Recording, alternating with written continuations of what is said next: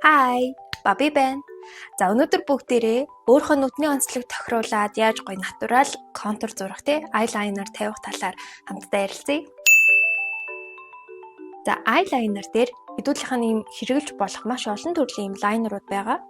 За одоо шинэ энэ бол ийм гелэн контур. Дотроо бол ерөөсөө ийм амар ихээрээ байж идэг. Тэгээд маш удаан хэрэглэгддэг. Гэхдээ анхлан контур зурхаж байгаа хүмүүс гэхээсээ илүү контур тавихад ухраа олцсон тийм хүмүүс ашиглуул жоохон сорцсон хүмүүс ашиглуул зүгээр идэг. Баг зэрэг хэцүү. Гэхдээ нэг сурчвал бүр маш удаан хэрэгэлдэг, бас маш олон юмд ашиглаж болдог хэрэгтэй байгаа. За харин дараагийнх нь болохоор ийм харандаан контур гэж бас байгаа.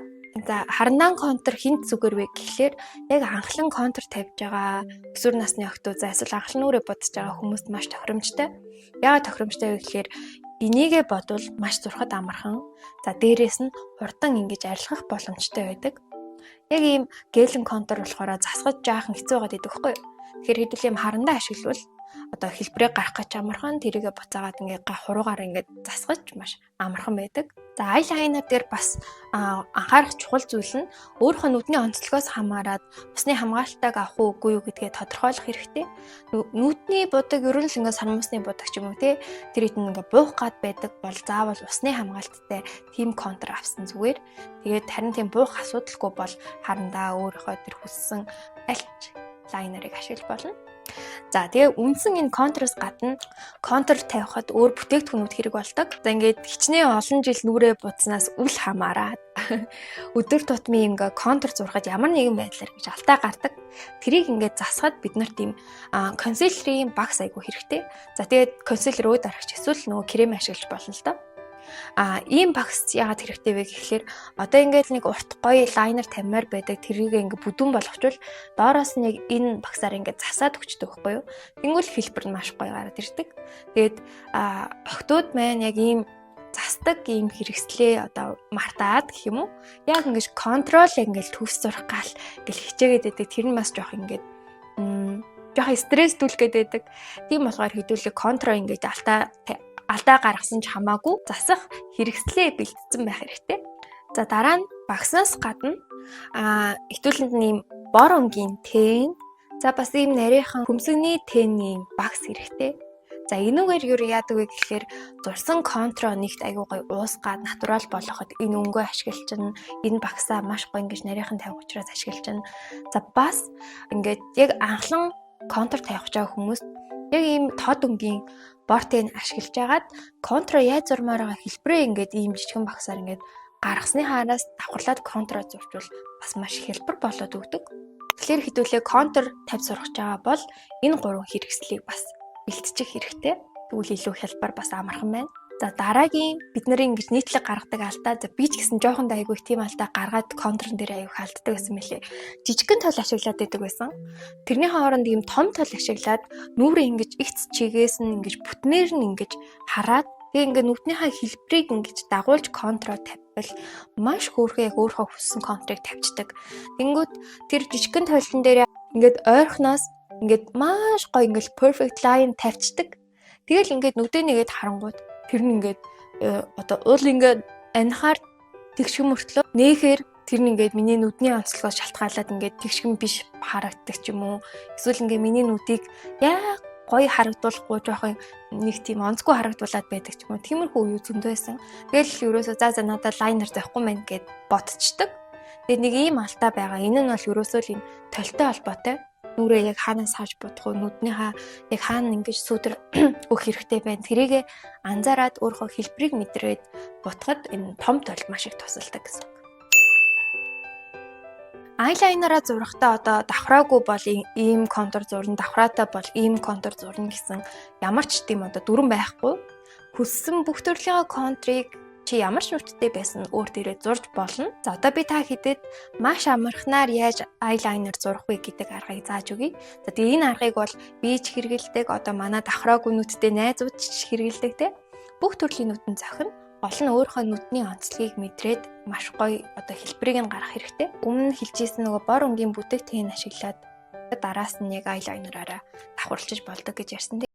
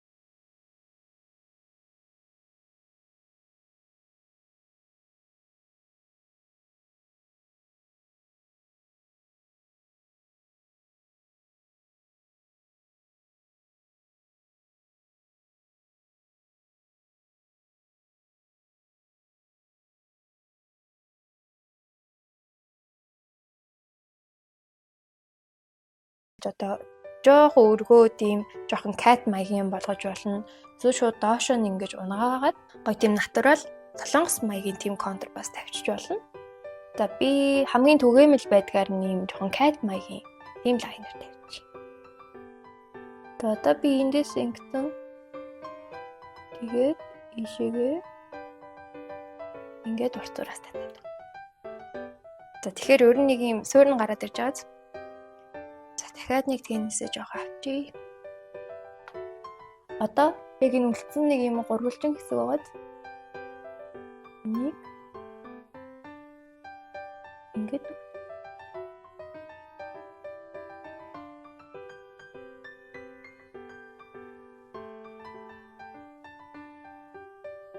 нэг иймэрхүү. За ингээд хэдүүлээ ингэж eyeliner зурах одоо ингээд суурай бэлдээд өгч байгаа гэсэн. За эмнэлгийн хануудан дээр болохоор би илүү 10 жилийн охтуудад тохирох натурал лайн тавьж үзүүлье. За яг саяныхаараа нүднийхээ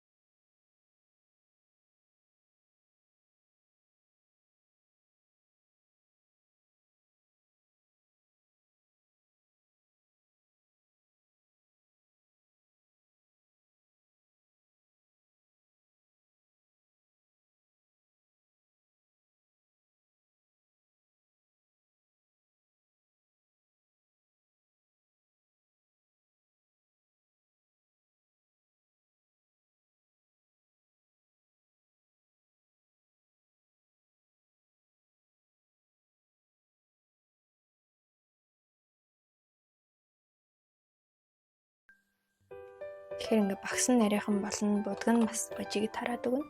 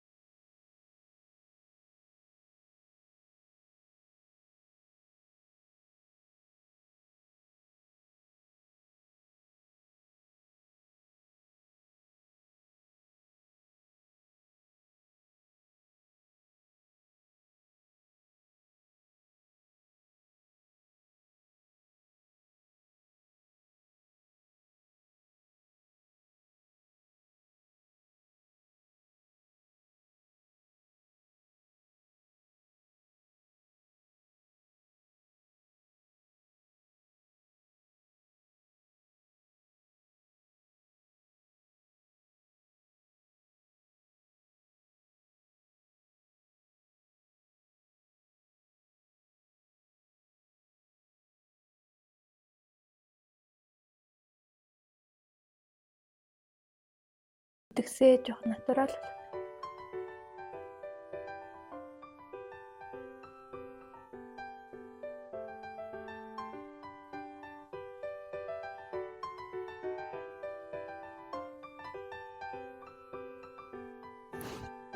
За. Нэг иймэрхүү. Тэгээ би бас заавал яг энэ бор тэн биш. Заримдаа хөмсгөнийхөө тэнний сар лунгийг ашигладаг, бор сар лунгийг. За одоо энэ талынхаа лайнерыг нөгөө нэг харандаан контураараа тодруулчих.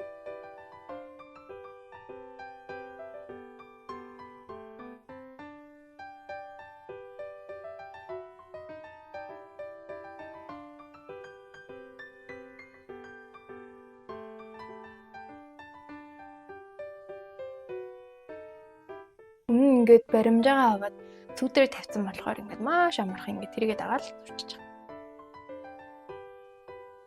За энэ лайнер бол ерөөсөө л ингээд 10 жилийн охтууд эсвэл дөнгөж контур тавьж эхлэж байгаа охтуудад маш хялбар. За би ямар нэгэн алдаа гаргасангүй гэтээ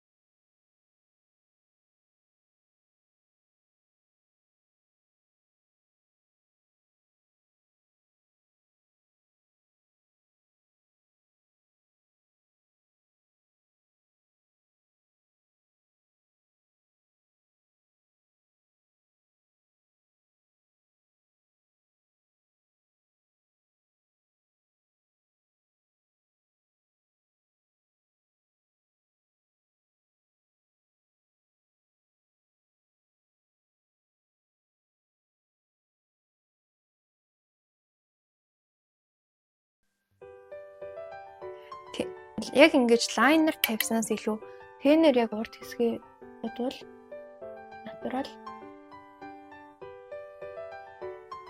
ой нэг будаагүй юм шиг байна. Нүд маш гой цавлаг болгоод өгдөг. За нэг иймэрхүү. За ингээд өнөөдрийнхөө бичлэгийг дуусгая. Та хэд маань миний энэ 10 liner 10 гэдэг ийм 3 алхамт аргыг ашиглаад үзээрэй. Ашиглаж үзээд амжилттай болсон үгүйгээ надад комментээр мэдэгдээрэй. За ингээд үзсэнд баярлалаа. Баяртай. Бас би дараагийнхаа бичлэгийг энэ шүдний талаар айгүй хүмүүс асуусан. Миний шүдний талаар.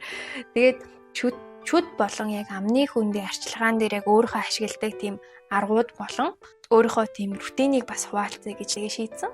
За тэгэхээр хэдүүлээ дараа нь амны хүндийн бичлэгээр уулзах нэ. Баяртай.